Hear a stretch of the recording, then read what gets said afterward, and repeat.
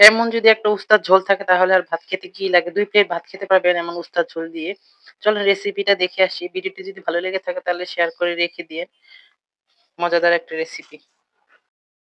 আসসালামু আলাইকুম এভরিওয়ান। এখানে হচ্ছে আমি করলা যেটা উস্তা বলে ছোটগুলা, উস্তা হচ্ছে ৪ ফালতা করে নিয়েছি কয়েকগুলো।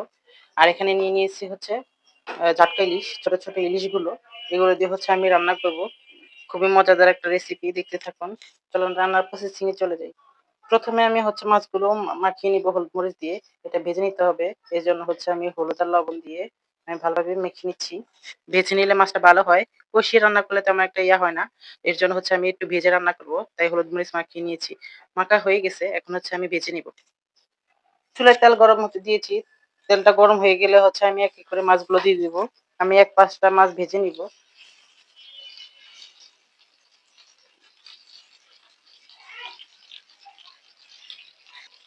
১-৫ টা ভাজা হয়ে গেছে। এখন আমি আরেক পাশটা ভালোভাবে উল্টে দিচ্ছি। এপাশটা একটু ভেজে নিতে হবে। মাছ ভাজার পরে যে তেলটা রয়েছে অবশিষ্ট, ওই তেলটার ভিতরে আমি দিয়ে দিচ্ছি পেঁয়াজ কুচি। পেঁয়াজটা একটু বাদামি কালার করে ভেজে নিচ্ছি।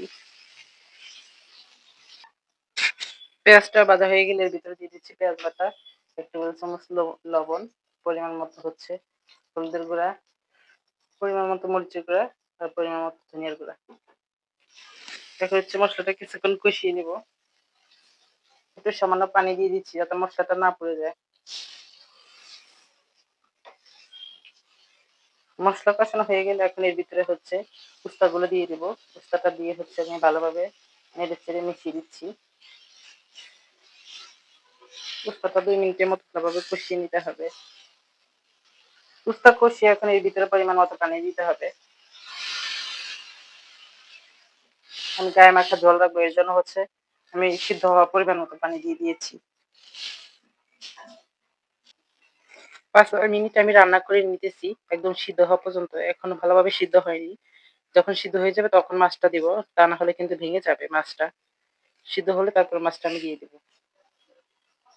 উস্তাটা সিদ্ধ হয়ে গেলে এখন হচ্ছে আমি মাছগুলো এক, এক করে দিয়ে দিব। যাতে একটু মাছটা ভালোভাবে সিদ্ধ হয়। অলরেডি মাছ ভেজে নিয়েছি।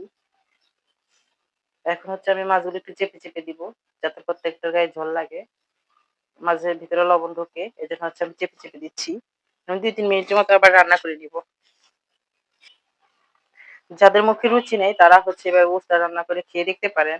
হচ্ছে যাদের জ্বর আর হচ্ছে গিয়ে কোনো খেতে কিছু ভালো লাগে না, তারা এভাবে উস্তা রান্না করবেন আর খেলে কিন্তু খুবই ভালো লাগবে। এখন হচ্ছে হয়ে গেছে। আমি এর ভিতরে দিয়ে দিচ্ছি ধনিয়া পাতা। কত সুন্দর কালার চলে আসছে দেখুন। এটা খেতে কিন্তু খুবই ভালো লাগে। টাটকা মাছ দিয়ে বেশি মজা। ছোট, ছোট মাছ দিয়ে ভালো লাগে। আবার চিংড়ি মাছ দিয়ে একটা রেসিপি দিয়েছি আমার চ্যানেলে। যদি ভালো লাগে তাহলে সার্চ করে দেখতে পারেন। আশা করি আপনাদের ভিডিওটি ভালো লাগবে। এই যে দেখেন কত সুন্দর লোভনীয় হয়েছে।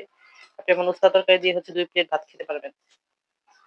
আমার রান্না হয়ে গেছে। এখন পরিবেশনের পালা। একটু ঝোল, ঝোল রেখেছি। উস্তার ঝোল কিন্তু খেতে খুবই ভালো লাগে। এজন্য একটু সামান্য ঝোল রেখেছি। এখন হচ্ছে আমি পরিবেশন করে নিচ্ছি। ভিডিওটি যদি ভালো লেগে থাকে তাহলে শেয়ার করে সবাইকে ছড়িয়ে দিন সবার মাঝে সুস্বাদুর স্বাদ। আজকের মতো বিদায় নিচ্ছি এখানে। আল্লাহ হাফেজ। আসসালামু আলাইকুম।